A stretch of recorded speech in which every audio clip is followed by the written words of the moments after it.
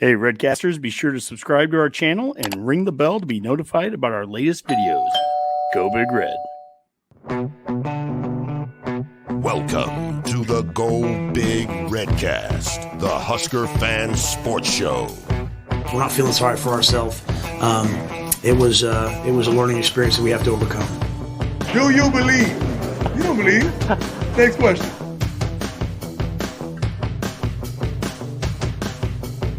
Welcome to Go Big Redcast, Matt's Rule Edition. It's another version of it. Mac, how you doing, buddy? It is Colorado week. It is here. The biggest game in the nation this year. So far this season. Everyone's going to keep their eyes on them. And coming back from Minnesota, you and me were a lot like I'm sure a lot of Husker fans out there, just disappointed, confused, hurt, sad by the loss. Oh, what was me? Oh, what was the fan base?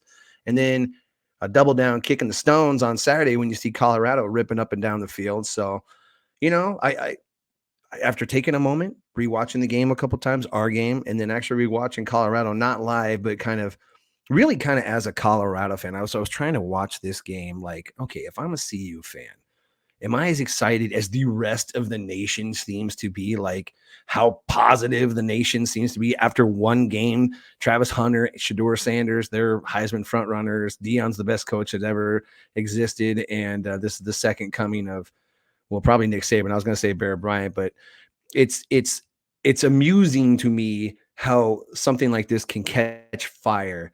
And you know what, folks? I'm here to tell you, they're not invincible. They are definitely still Colorado, and we definitely can still do things to affect this game. So we're going to get into that a little bit. What you say, Honk?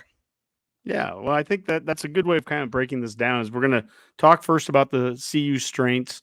We'll go over CU weaknesses. So we're doing kind of a scouting report to begin with.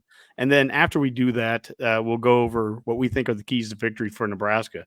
And so, Mac, you've watched several times now the TCU-CU game. You kind of really reviewed that and took an in-depth look at the game.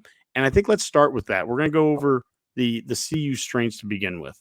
And it was a very impressive victory, obviously, and it's been talked about ad nauseum now.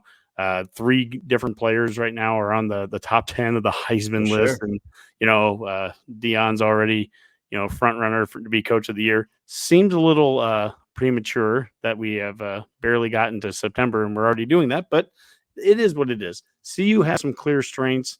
Let's go over that. And to start with the number one was the efficiency of the passing game. Talk about that a little bit, Mac. Yeah, well, 100%. Some of the things they did Saturday were very, very impressive. And it starts, I think, with their quarterback, Shedeur Sanders. You can tell he's a coach's son. You can tell he's been in this offense for a while now. The way he manages himself and manages the team and the passing game in particular, I think that adds a lot to what this early season polish is. He just didn't seem ever very rattled back there.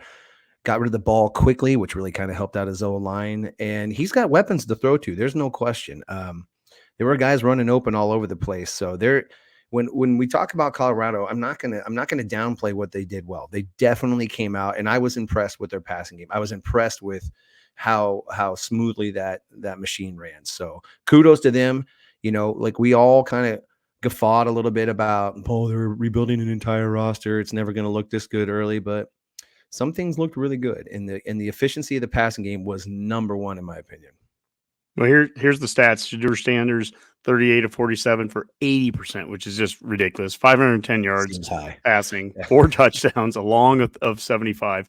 And on the receiving side, there are 4 different players. I don't want to say 4 different receivers because one of them is the running back, Dylan Edwards, who had 5 catches for 135 yards, 27-yard average, 3 touchdowns. Travis Hunter, who's the cornerback / wide receiver, played 120 plays. He had 11 catches, 119 yards. Xavier Weaver had 6 catches, 118 yards, and Jimmy Horn Jr., 11 catches, 117 yards. So it was spread out around the offense. Yep. So this efficiency of the passing game that we're talking about, definitely it was a lot of different players that caught the ball, and it was the percentage, but it was also, there was short yardage plays. There were some deep bombs that they threw. It was all across the board.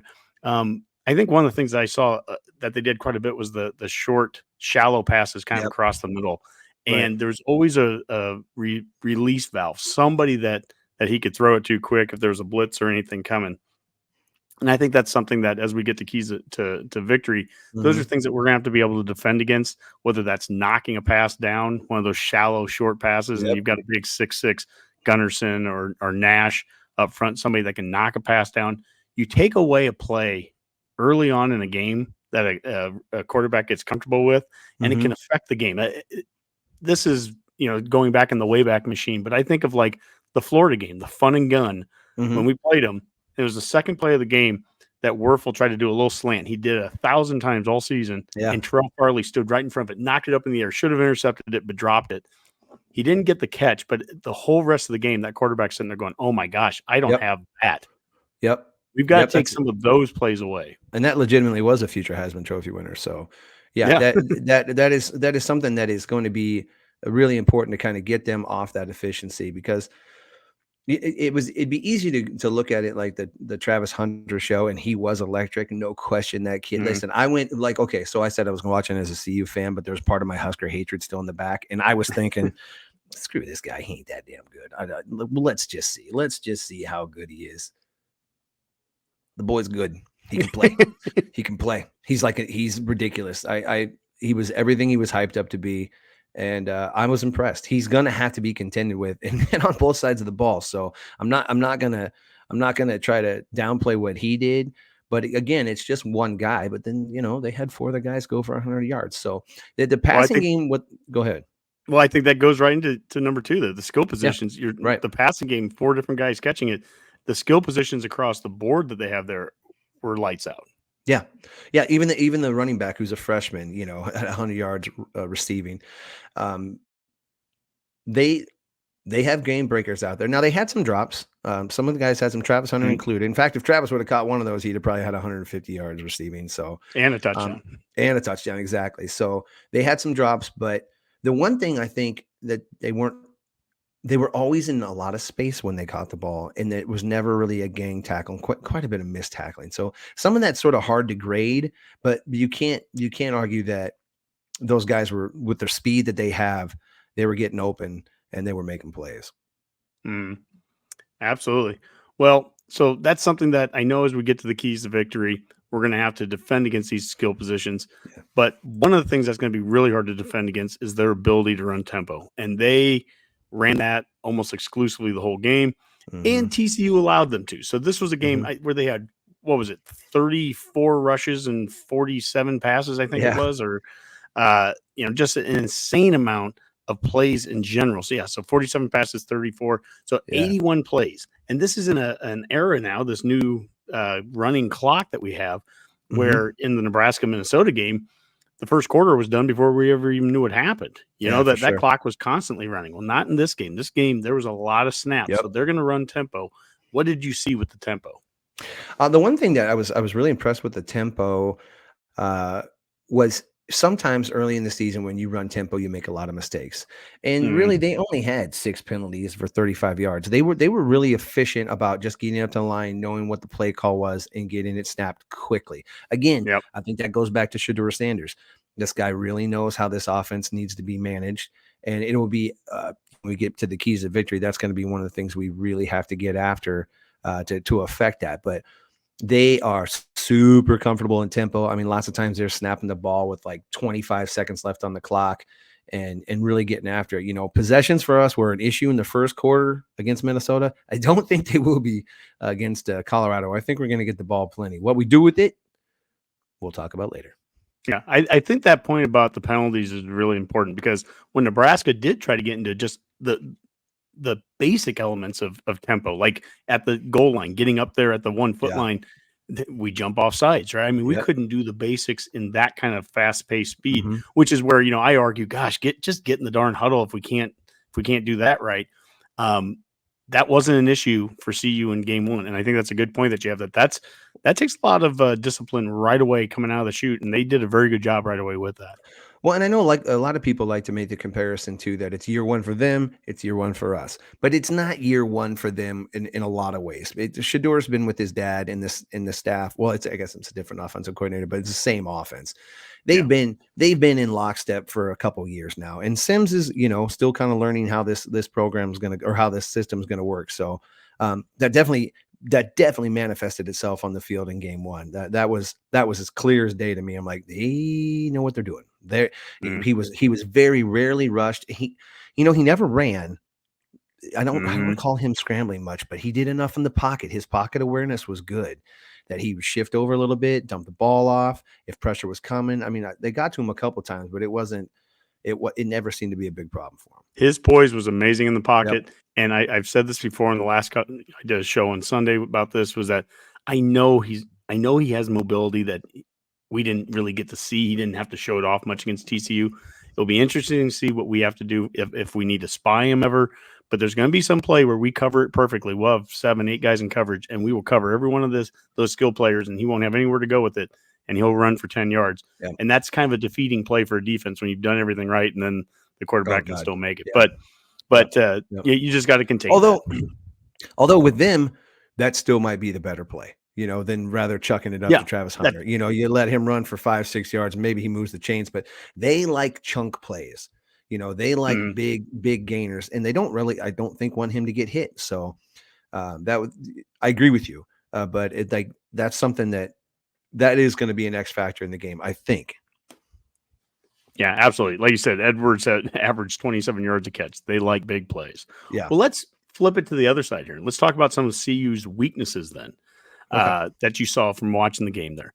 And let's start right away. It's not surprising that we're going to jump and leave the offensive side and go to some of their defense here. Number one was tackling. Yeah. And I just, there's a couple of things that were pretty clear, and I contrast it to our game, but their tackling was just okay. Their physicality was just okay. And, if you look at their defensive stats, I know it just blows my mind a little bit that no one's talking anything about, like, they had their offensive passing game was really, really, really good. Okay. We've all said that. I agree. For anyone's going to think I'm blowing smoke, I'm not. Look at their rushing stats. Look at their defensive rushing stats. Look at their defensive passing stats.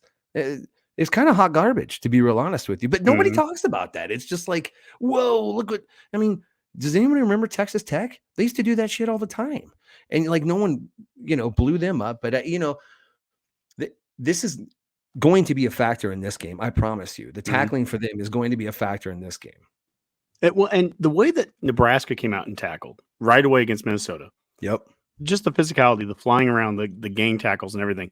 It gives you a little bit of insight, I think, of what maybe a focus of the offseason, the focus of camp was all about. Nebraska came out right away and looked like they've been doing that for weeks and months. It looked like we were ready to tackle and do it right away. And there's been a number of seasons we haven't come out like that. Conversely, we just said earlier, Colorado came out and looked like they were ready to run tempo right away and did it sharp. I mean, it was a focus of their camp. We come out in a couple of times in tempo, and we look like we hadn't run it one time before. Yeah. So it is an interesting, it's that difference. We've talked a little bit already about the difference in schemes and styles that this game is going to be. But I also think it's kind of a difference in the priorities of what they've done from a practice and a development standpoint over the course of the offseason. Tackling Colorado, yeah, I agree with you 100%. They didn't. There were so many missed tackles on both sides of the ball. TCU was just as bad, but we don't play TCU. We're playing CU, and their tackling wasn't much better. Agreed. Well, number two for CU's weaknesses is just in general the offensive line and the defensive line. So here, let me bring that up. Perfect. The O-line and the D-line, and that we think that there's some strengths that Nebraska is going to have against us that we're going to be able to exploit that. What did you see when you watched it? I saw an offensive line that was greatly protected by the fact that their quarterback could get the ball out quickly and knew where to go with the ball quickly. So they were never really tested that well. And when he did have to hold the ball, TCU did get pressure on him. They did collapse that pocket. I don't think Colorado's offensive line was fully Well, I don't think they were fully tested. I don't think that team was fully tested, but I would give them a very incomplete score on that. I don't think they are. Um, it's like when you're in the Big Ten, you think of teams like Wisconsin and Iowa and got just mountain people that I know they got some 6'9" guys. I'm not saying that, but are they thin? Are they lean? And when I look at them too, and I think about our guys, you like a Cam Linhart or a Umaman Yellen, like kind of our younger, faster guys. Those guys could really have an impact. And then on the defensive side of things, we'll just look at TCU's running stats. I mean, they were remarkable. They really were. Mm-hmm. If we averaged 7.1 yards a carry and 270 some odd yards, I feel pretty good about our chances of winning. Because for one, the way TCU runs the ball doesn't probably bleed the clock like if we ran the ball that many times would bleed a lot of clock, and that is definitely going to be a factor going into this game. So if the game's won in the trenches, I like our chances better. Now, I'm not saying our offensive line are world beaters either. I'm not, but our scheme can, just like Shador protected his offensive line by getting the ball out quickly and being efficient on the offensive side. Plus, tempo kind of helps an offensive line too if the defensive line can't get set. Mm-hmm. I think we can help our offensive line out quite a bit by, running at them, just power football. There was a few times in our game that I specifically watched. I'm like, we got good push there. We got a good surge there. And, we talked about it before, and we'll go back with the keys to victory, but we have to be okay with some short yardage. They're not going to be happy with their short yardage gains. They want the chunks. We have to think differently. We have to be different to compete in this game. Yeah, absolutely. I mean, 3 to 4 yard runs need to be appreciated here. I go back to the first play of the game against Minnesota. We're backed up at our 1 yard line, and we just get our center and just do a QB sneak, and we go for 4 yards. We push them all the way back. That option I like that we did in the first half under center out of the I formation. Yep. That's to the left. That was right behind Corcoran, right behind Piper, the side that was so maligned in some of the pocket passing. Let's play the strengths of this team too. And I think that can be one of those things that can lead us to have some success there again in the lines. Well, number 3, you've already kind of mentioned this, and we have a graphic to show this, but the rushing offense and defense, we think that not only is this a weakness for them, but we think this is an area we can exploit. Let's talk about that. Yeah, look at that. I mean, for one, I was kind of impressed that they ran the ball 34 times, considering how many times they also threw the ball. But I guess when you have 80 snaps, you got to do something. But 1.6 yards a carry. That is not good. That is, there's no way to dress that up any differently. And for people that are listening to this graphic shows Colorado at 55 yards. They ran 55 yards, 34 carries, 1.6. TCU ran for 262 on them on 37 carries, 7.1 yards per carry. That's like for zero numbers. Why wouldn't they just keep running it? Honestly, and that's and that's the kind of thing that we have to do. That's we have to. I don't want to get into that just yet, but that just illustrates to you a couple points. Yes, they're a fantastic offense passing. Yes, they can run tempo. That's great. There are spots to exploit on this team, and they really feed into what we say we want to do. And that's the part that gets me psyched up about going down there. I'm like, man. It just blows my mind. No one's talking about this. There's no concern that they can't stop the rush. There's no concern that they can't run the ball. And I guess some of that gets lost in the fact that Travis Hunter, had this brilliant game and Shador, completed 80% of his passes. I understand that to an extent. I understand it to an extent, but nobody's saying anything about it. Nobody. It's crazy to me. It's just crown them and move on. And I think I tweeted this the other day, or X'd it. What do you call it when it's X now? You don't tweet it. I think you X'd it, I guess. That's weird. I didn't think about that one. But crowns that are placed too early in the season are often very tarnished by the end. It's so dumb. It's so dumb to think that we know who Colorado is just yet. But listen, I'm enjoying the hype. They did us a humongous favor by winning. It's gonna drive the audience up. It gives Matt Rule and his team a ton of opportunity to really make a statement. Yeah, and look, I mean, to the Colorado fan that watches this, because we don't know what the outcome of this is. Colorado could go out and beat us, and they can come back and watch this in a week and call us a bunch of dummies. Look, this is an opportunity for Colorado. If they're for real, they can show it 2 weeks in a row against two very different kinds of teams. We're gonna give a very different look to them from what TCU will. And if they can do it again, if they can, uh, multiply good days like this, if Sanders goes out and has another 80% completion and 500 yards and all that, I mean, look, that's a whole different ballgame. But right now, the best comparisons I've heard haven't come from national people because they're the ones that are blowing this out of proportion. I'm hearing some local people finally starting to say, hey, go back to the 94 Nebraska against K-State and Lawrence Phillips, and we're down to just Matt Turman and just run the football against a high-powered offense that is a top 20 team and just do those things, control clock. Well, I think that's what I'm starting to get at is talking about the keys to the victory. Number one here is defense and special teams has to travel. We had good success in Minnesota on both of these areas, these components of the team. And I think the key that a lot of fans want to know right now is, was that a one-off thing? Is that how bad Minnesota was on offense? Are we really that good on defense? Are we really that good on special teams? Is that the baseline for those two parts of the team? And it's only going to get better from here. I mean, where are we at right now with special teams and defense, Mac? I think those are absolutely our strengths right now. And one of the things I guess we don't know yet about this coaching staff is how do things carry from week to week? Now, I was going to go back and say something about Colorado, the classic, you make the biggest jump from week 1 to week 2. So listen, everything we said about Colorado was true for this week. They could make some big changes and have a totally different kind of game when we play them. That's 100% true. But I fully expect us to build on the things that we did well. Defense, special teams has to travel. The tackling, the physicality, the gang tackling, the surrounding the ball. That's how you get turnovers. You have to have hats around the ball for when these balls pop out. And that's going to be, well, I know it's going to be a key to victory later on, but like we can't take a step back on that. That would make that Minnesota loss even worse. It's like, oh God, even the thing I thought we were doing good in that game was bullshit. Yeah. We can't be bullshit on defense. We can't be bullshit on special teams. We can't allow ourselves to take a step back from where we started. And then on top of that, who knows if the offense going to get better? I expect it to. I expect it to. I think there's going to be some progress there, but the defense and special teams, it has to be a level better than it was. And I think sure. If to your example there, if Kemp goes out and drops 2 punts, if Alvano misses a 30-yard field goal from dead center, right? Those are the kind of things when we talk about, like, let's find a baseline.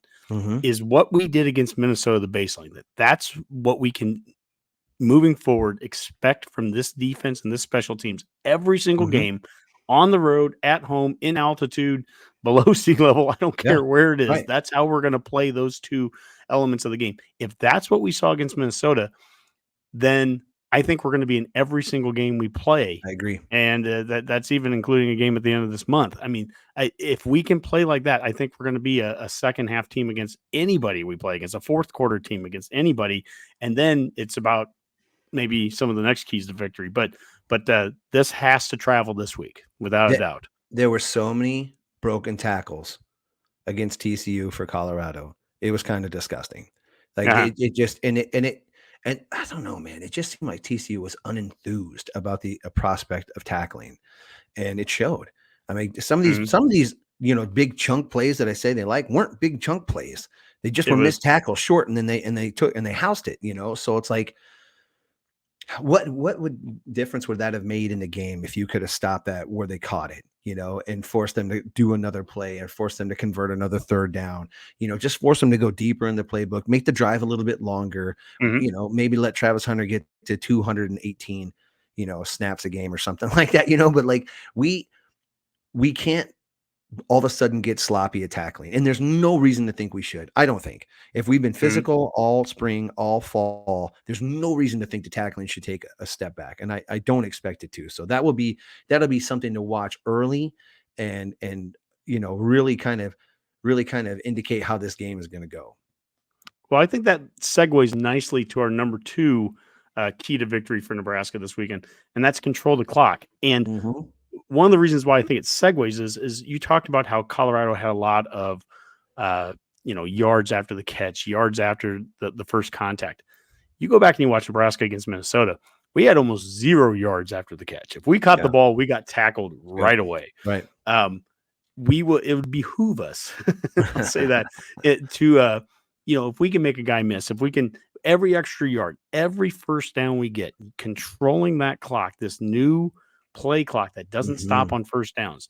The opportunity is there. We saw it in the Minnesota-Nebraska game where you can have a 6, 7, 8-minute drive. And everything we've talked about up to now and everything that Keyshawn Johnson and all these national guys have been talking about with Colorado's explosive offense, if they're off the field for 7, 8 minutes at a time, that's the best defense we can play, is not even having them on the field. So controlling the clock has got to be important. Imagine flipping the script with what Minnesota did to us in the first quarter, and we do that to Colorado, where they only get one possession. Yeah. Maybe they go a quick 3 and out because they're trying to go fast and we make plays.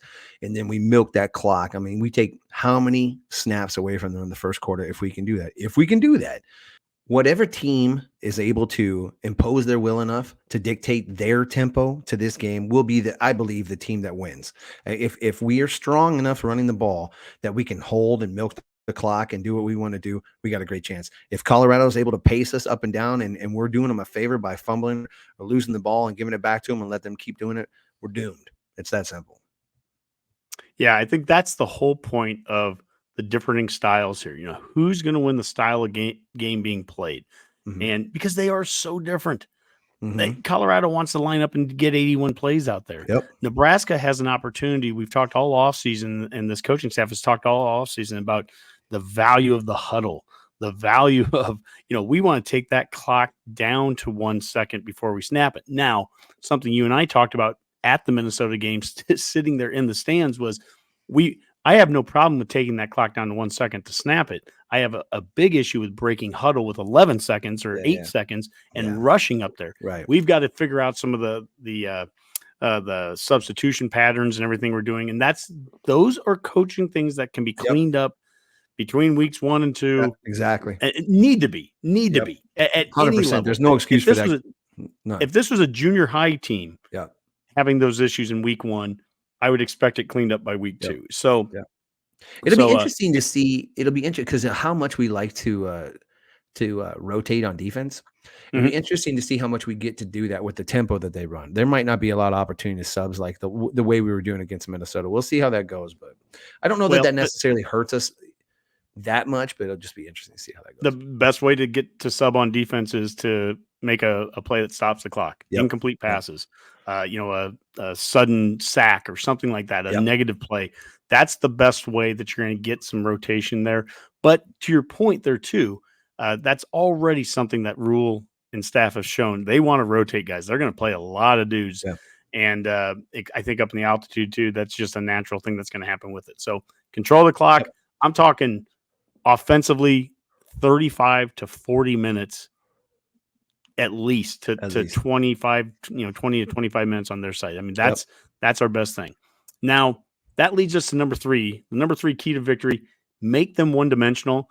I know that sounds almost stupid because we're talking about a team that we, just put up 48 points, whatever it was, and they had 510 yards passing and 55 yards rushing. They were already one-dimensional to begin with.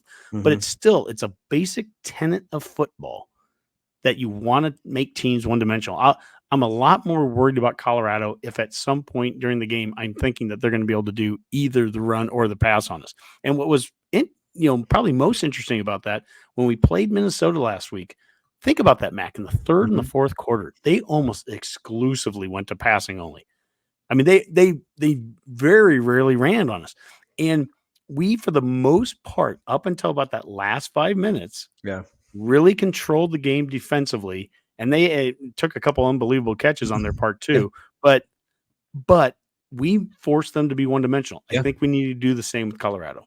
Well, 100% we do. And the other thing is, if we don't, we're in for a long-ass day. If they're able to run the ball as well, like, man, we're in some deep shit. Honestly, like, if we can't stop the run and they're throwing it all over the yard, like, that's not even an option. Look, we're not going to be able to make them run. We're not going to be able to make them run, but but I do think we should be able to make them pass. I mean, or at least uh, uh, discourage them from trying to run the ball, especially early downs. I think that's like, that they seem to try to slip those in on early downs, but on the short yardage ones, it's a lot of motion, throw to the back, out of the backfield kind of stuff, but we absolutely need to early in the game establish the fact that you're not going to sneak any stupid runs by us. We're going to stuff those. Those are nothing plays for you, which goes back to getting a chance to get the defense to sub if we stuff a play like that. So 100% have to keep them. Now I know that's where they want to live.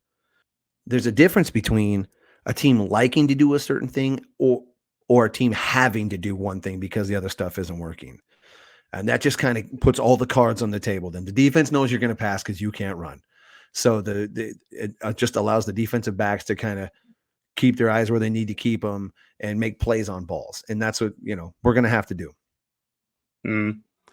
Well, last but not least, the final key to victory, penalties and turnovers. Yep. You mentioned it earlier, Mac. Colorado only had like 6 penalties and didn't really affect them. No. They weren't big penalties. Nebraska, we may have only had one more. I mean, we might have had 7, I think it was against Minnesota. But it seemed like the ones we had just came at times that were killers. Yeah. And that's the thing from a penalty standpoint. Turnovers, I mean, that's been talked about ad nauseum, but the turnover thing has to go away. And when you look at how Nebraska produced 3 of our 4 turnovers, 75% of them last week, they were pocket passes. So I think we can, you try to start to find what's the culprit. Where can you change some of the things schematically? Yep. What can you do differently? I think we know it on that side. And then the one fumble we had, it was more of a who and not what. Grant, they talked about all offseason that he had some of the fumbling problems, and that came to hurt us. So, what are your thoughts when you hear this one? It's probably the biggest factor in the game. The penalties have done a remarkable job of taking points off the board for us. It's like almost exclusively points off the board. There's different. All penalties aren't created equal, but the procedural ones are so damn maddening. Like those have to go away. Listen, it's not going to take a Herculean effort necessarily to beat this team, but it is going to take a smart effort. It is going to have to take good football to beat this team. The turnover game, simple suggestion. Let's not throw to Hunter at all. Let's not throw towards his side. I don't think that's necessary. Let's roll away from him, in fact, and let's run at him, in fact, but don't throw the ball up to that guy. It is asking for a turnover. He is, to me, he's bona fide in that respect. So, and the other thing with the turnovers too, on our side of the ball, when Gifford gets a chance to intercept the ball, I'm not calling Gifford out, but I'm saying when those opportunities present themselves, get them. And then keep the hats around the ball when you hit these guys. Because like I said, I don't feel like they've been hit the way I think we're going to hit them. Make sure we got enough hats around the ball to pick up that loose ball and do something with it. Well, how remarkable would it be, Matthew, if we led the turnover margin and we were the team with less penalties? That seems cool. I like that idea. And we were the team with more rushing yards. And we were the team with more time of possession. Like not even crazy shit. I'm not talking about crazy stuff here. Just stuff we haven't done in a long time. This is the kind of thing that I feel like we brought Rule in to do.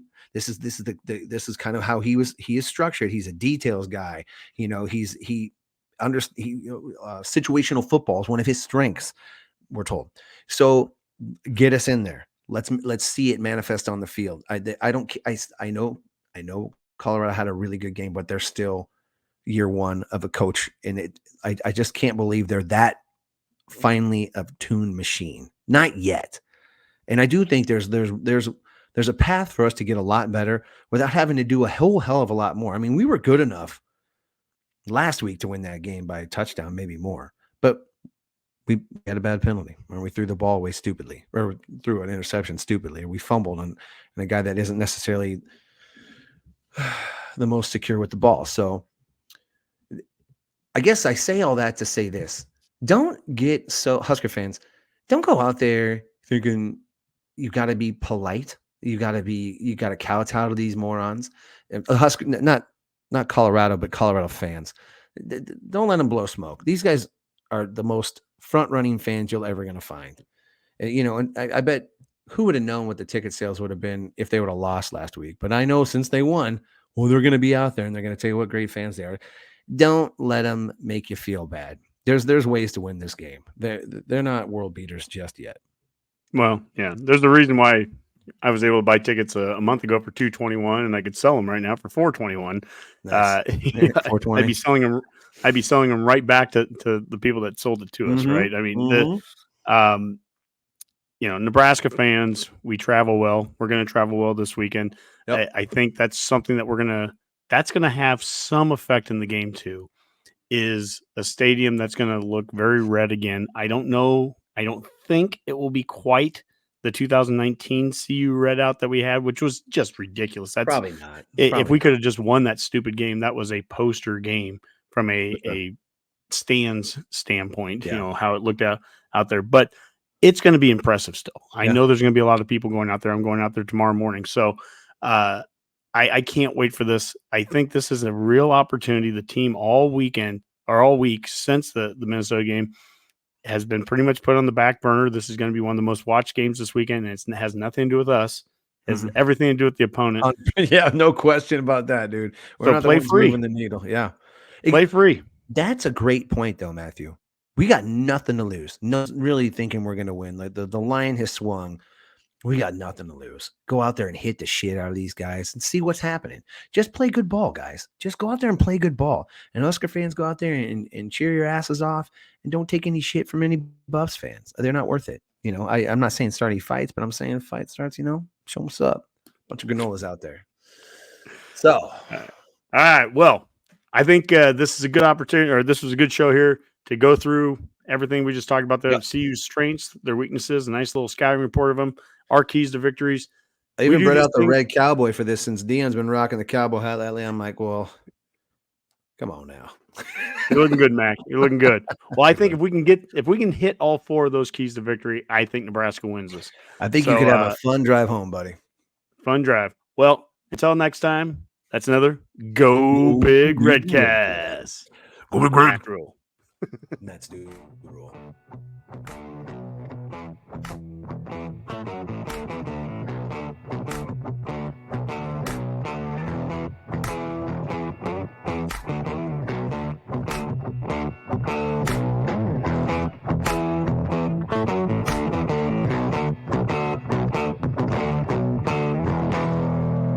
A Herd at Sports Network production.